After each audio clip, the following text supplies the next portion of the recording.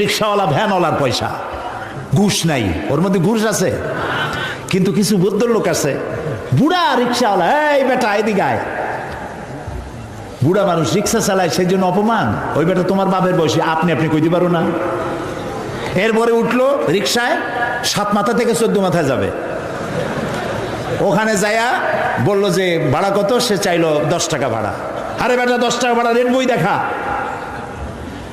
যখন রিক্সার ভাড়া দেয় তখন রেড বই দেখার প্রশ্ন ওঠে। আর যখন শাড়ি কিনতে যায় লেখা আছে ফিক্সড প্রাইস, ঢোকার সাথে সাথে একটা 7 আপ অথবা একটা কি ঠান্ডা মান্ডা কিছু একটা দিল, খাইয়া ঠান্ডা। শাড়ির দাম কত? শাড়ির দাম 13,593 টাকা 92 পয়সা। এইখানে রেট কত তার তালাশও করে না, বেশি কথা কইলে ভদ্রতার খেলাপ হবে। ওইটা ঠিক মতো আনতে পারে, কিন্তু রিক্সাওয়ালার মাথার ঘাম ফেলানো পয়সা নিয়ে তার সাথে ঝগড়া করে, তর্ক করে। এটা ঠিক নয়। সহস্তে যে ইনকাম করে, রাসূলুল্লাহ বলছেন আল কাসিবু হাবিবুল্লাহ, নিজের হাতে যে কামাই করে সে আল্লাহর বন্ধু। মুমিন ব্যক্তির চোখের চাহনি ইবাদত। আপনি আমি যে দেখি, এই দেখাটাও ইবাদত। কি রকম? আল্লাহ যা দেখতে নিষেধ করেছেন তা যদি না দেখি। নবীজি বলেছেন কোন সন্তান যদি তার মা বাপের দিকে রহমতের নজরে, ভালোবাসার নজরে যদি তাকায়, আল্লাহ রাব্বুল আলামিন তার আমলনামায় একটি নফল হজের সওয়াব লিখে দেন। সাহাবীরা জিজ্ঞেস করলেন, ইয়া রাসূলুল্লাহ, যদি কোনো সন্তান তার মা বাপের দিকে দৈনিক 100 বার তাকায় তো কি হবে? আল্লাহর নবী বলেন, আল্লাহর নিয়ামতের ভান্ডারে কোনো অভাব নাই। কোন বান্দা যদি তার মা বাপের দিকে দৈনিক 100 বার তাকায়, আল্লাহ রাব্বুল আলামিন তার আমলনামায় 100টা কবুল নফল হজের সওয়াব দিয়ে দিবেন। তা আপনার আমার চোখের চাহনি ইবাদতের মধ্যে শামিল। আপনি ব্যবসা করবেন, এটা ইবাদত। ফজরের নামাজ পড়েন, দোকানে চলে যান, তারপরে দোকান বিসমিল্লাহ বলে দোকান খোলেন, বিসমিল্লাহ বলে দোকানে বসেন। এরপরে ওজনে কম দেবেন না, খাদ্যে ভেজাল দেবেন না, মিথ্যা কথা কবেন না। আপনি যে ব্যবসাটা করলেন, ওজনে কম দিলেন না, খাদ্যে ভেজাল দিলেন না, মিথ্যা কথা বললেন না, নামাজটা ঠিক মতো পড়লেন, আপনার হাসর হবে মান নবিয়্যিন ওয়াস সিদ্দিকিন ওয়াস শুহাদা ওয়াস সালিহিন। বুঝেন কথা? যারা নাকি সত্যবাদী ব্যবসায়ী, নবীজি বলেছেন তাদের হাসর হবে নবী, সিদ্দিক, শুহাদা, সালিহিনদের সাথে হাসর নসিব হয়ে যাবে। আল্লাহ আল্লাহ আল্লাহ আল্লাহ আল্লাহ, কি ব্যবসা আমরা করি! টেলিভিশনে দেখতে পেলাম আমরা কি খাই, কি খাচ্ছি। আহারে মুসলমান, রসগোল্লা বানায়। টেলিভিশনে দেখলাম রসগোল্লা বানাবার পদ্ধতি। রসগোল্লা বানাইতে ছানা লাগে, দুধ লাগে, দুধ হইলেই ছানা হয়, যত দুধ তত ছানা। এত ছানা এত দুধ পাবে কই? এত পয়সা খরচ করার সময় নেই। দুধ জাল দিয়া গরম করে দুধের মধ্যে টয়লেট পেপার ছাড়িয়ে দিয়া, দ্রুত টয়লেট পেপার গলে গেল, ছানা হয়ে গেল, ওর মধ্যে চিনি দিয়া গোল গোল বানাই দিল, খাও জম্মের খাওয়া। যত কেক খান অধিকাংশ কেকগুলি পচা ডিম দিয়া তৈরি। ফাস্ট ফুডের চিকেনগুলি যতগুলি কি বলে স্যান্ডউইচ, চিকেন স্যান্ডউইচ মরা মুরগি দিয়ে তৈরি। ইন্না লিল্লাহি ওয়া ইন্না ইলাইহি রাজিউন। এরাও মুসলমান, এরাও মুসলমান। হসপিটালের খানাগুলি পচা ডিম দিয়ে তৈরি করা হচ্ছে, চানাচুরগুলি ট্রেনের পোড়া মোবাইল দিয়ে ভাজা হচ্ছে, নুডলসগুলি পচা আটার ময়দা দিয়ে তৈরি করা হচ্ছে। দেখছেন না এগুলি আপনারা? না আমি বানাই বলতেছি, দেখছেন কি না?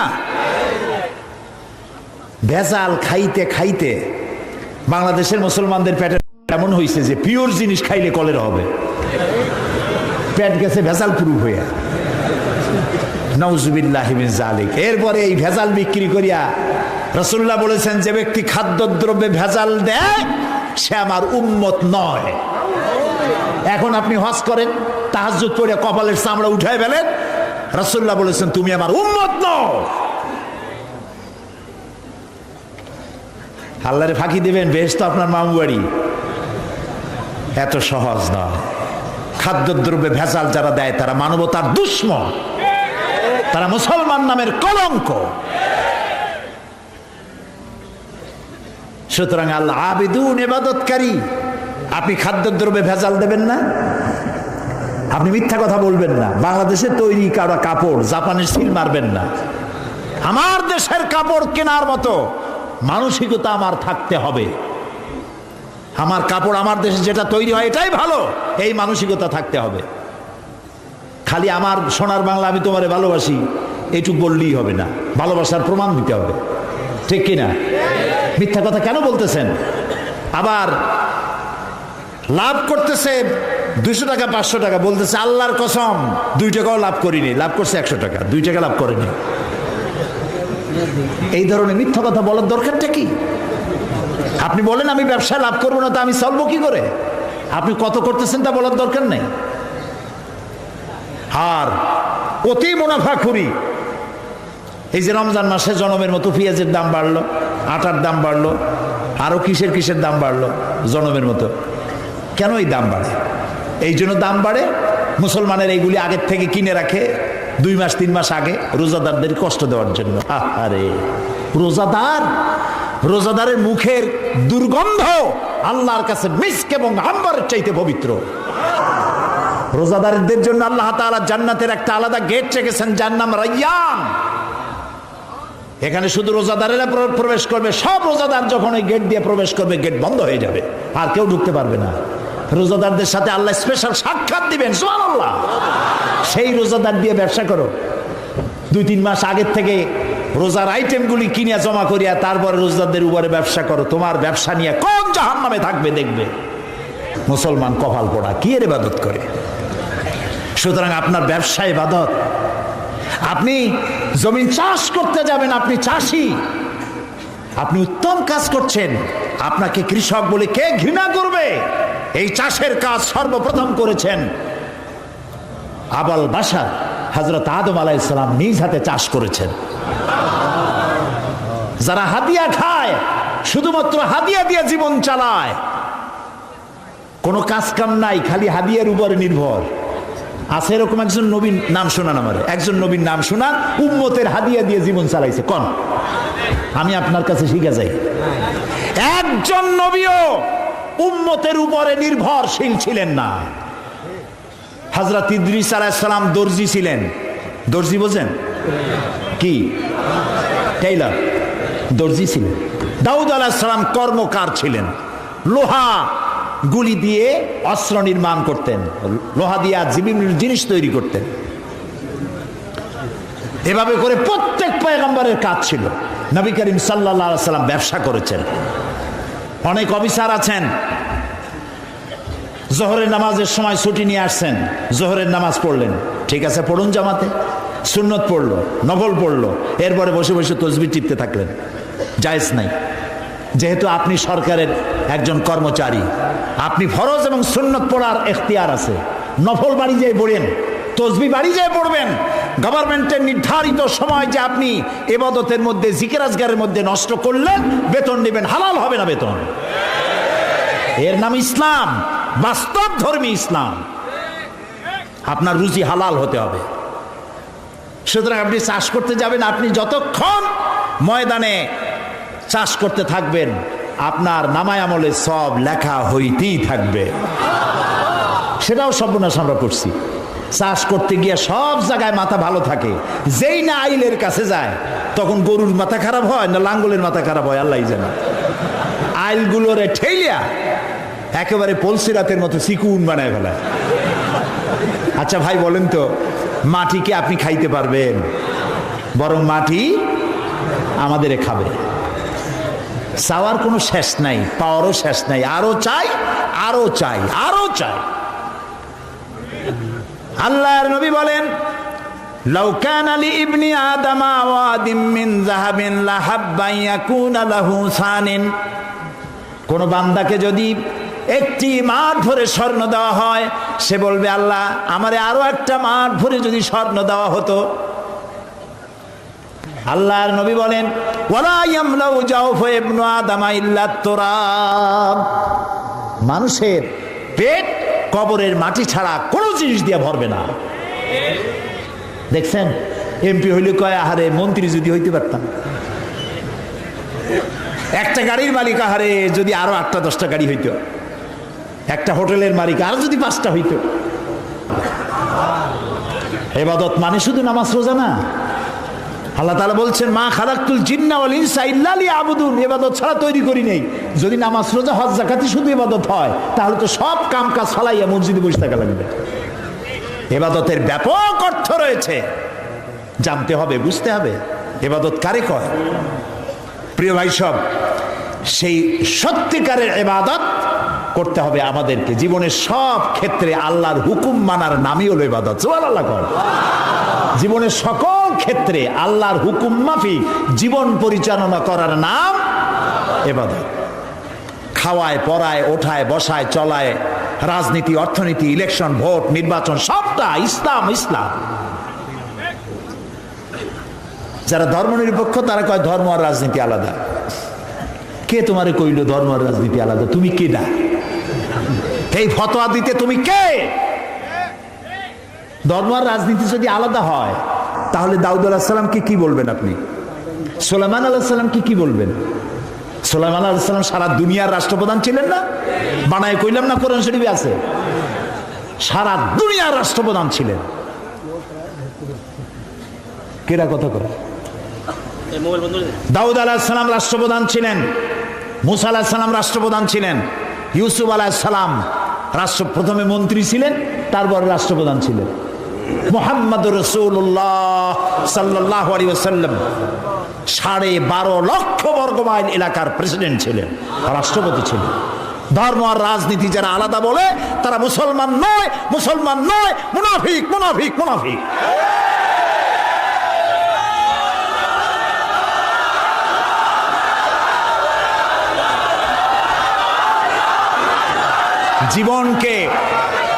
জীবনকে আমরা দ্বিধা বিভক্ত করতে পারি না।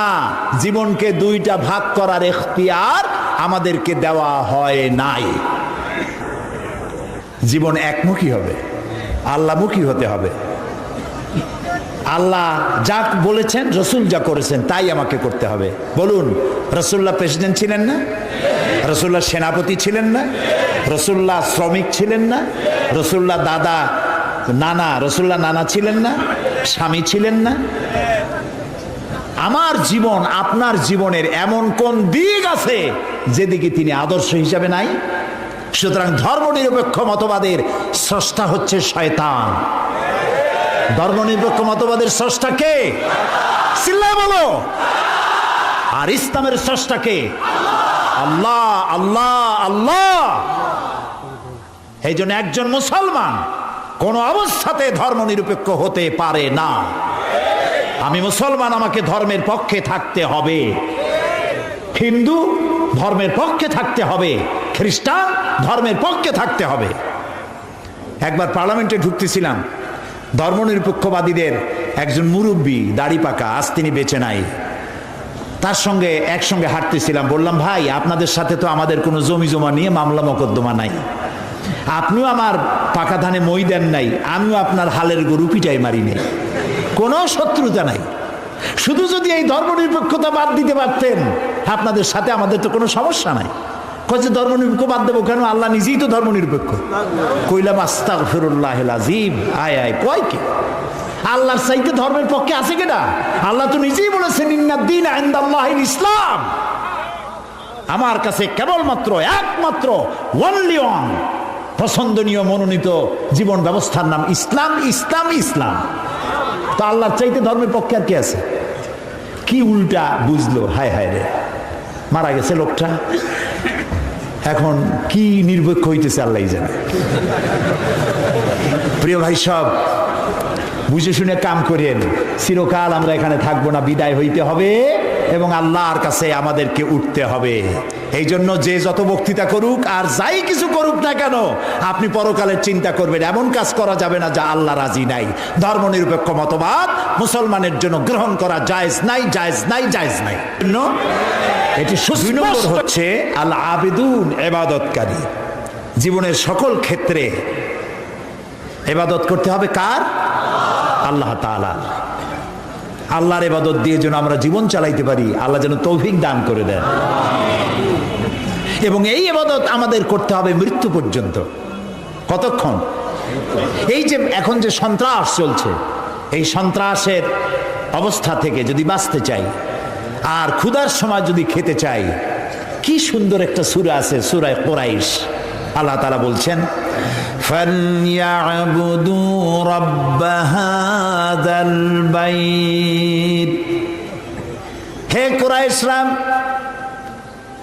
যদি ক্ষুধার সময় যদি তোমরা শীত ও গ্রীষ্মে নিরাপদে থাকতে চাও, যদি নিরাপত্তা পেতে চাও, ফালিয়াবুদু রাব্ব হাযাল বাইত, এই ঘরের মালিকের ইবাদত করো। কোন ঘর? বাইতুল্লাহ শরীফ। এই ঘরের মালিকের ইবাদত, মালিক কে? এই ঘরের মালিকের ইবাদত করলে কি হবে?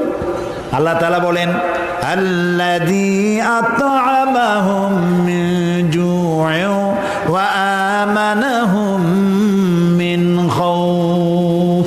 এই ঘরের মালিকের ইবাদত করো, কি হবে? ক্ষুধার সময় তিনি খাদ্য দিবেন, ভীতির সময় তিনি নিরাপত্তা দান করবেন। সুবহানাল্লাহ। আমরা তো এটাই চাই, আমার ক্ষুধার সময় খাবার চাই, ভীতির সময় নিরাপত্তা চাই। কে দিতে পারবেন? কে দিতে পারবেন? আল্লাহ তাআলা দিতে পারবেন। আমরা কি জান্নাতে যেতে চাই? বলেন, যেতে চাই? আল্লাহ তাআলা বলেন, জান্নাতে যদি যেতে চাও, ফাদখুলি ফি ইবাদি ওয়াদখুলি জান্নাতি। আমার গোলামীর মধ্যে শামিল হও। ফাদখুলি ফি ইবাদি, আমার বান্দাদের মধ্যে শামিল হয়ে যাও। ওয়াদখুলি জান্নাতি, এরপর আমার জান্নাতে চলে যাও। গোলাম না হইয়া শিরক বিইবাদাতি রাব্বিহি আহাদা, এবং আল্লাহর ইবাদতের মধ্যে কাউকে শরীক স্থাপন করো না। শিরক কোন অবস্থাতে করা যাবে না।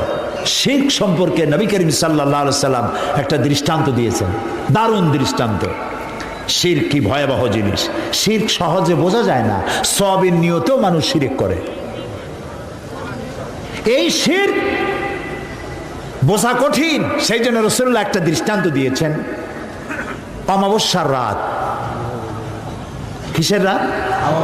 অমাবস্যার রাতে কালো পাথরের উপর থেকে কালো পিঁপড়া যদি যায়, চিন্তা করেছেন কথা?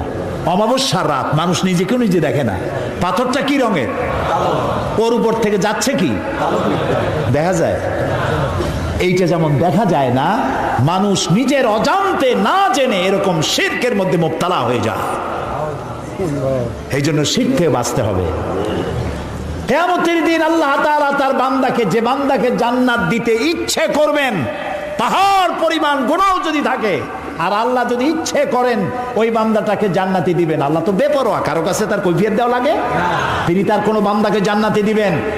গুনাহ করেছে জীবনে বহুত, আল্লাহ বললেন তোরে মাফ করে দিলাম। কেউ বলতে পারবে যে আল্লাহ মাফ করলা কেন?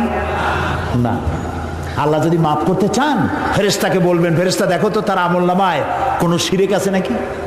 কোন শিরক যদি না থাকে, রিপোর্ট যদি হয়, আল্লাহ বলবেন মাফ করে দিলাম, যাও আমার জান্নাতে। তবে ভালো কাজ করতে হবে। তাহলে কিয়ামতের দিন কার সাথে দেখা হবে? আল্লাহর সাথে দেখা হয়ে যাবে। সুবহানাল্লাহ কবেন না? আল্লাহর সাথে দেখা হয়। আল্লাহু আকবার। যে অনুষ্ঠানে, জান্নাতের যে অনুষ্ঠানে আল্লাহ তাআলা তার বান্দাদের সঙ্গে দেখা করবেন, সুবহানাল্লাহ, সেই অনুষ্ঠানের কোন এক কোনায় কানায় আল্লাহ যেন আমাদেরকে একটু থাকার, বসার তৌফিক দান করে দেন। আল আবেদুন, জীবনের সব ক্ষেত্রে ইবাদত হবে আল্লাহ তাআলার।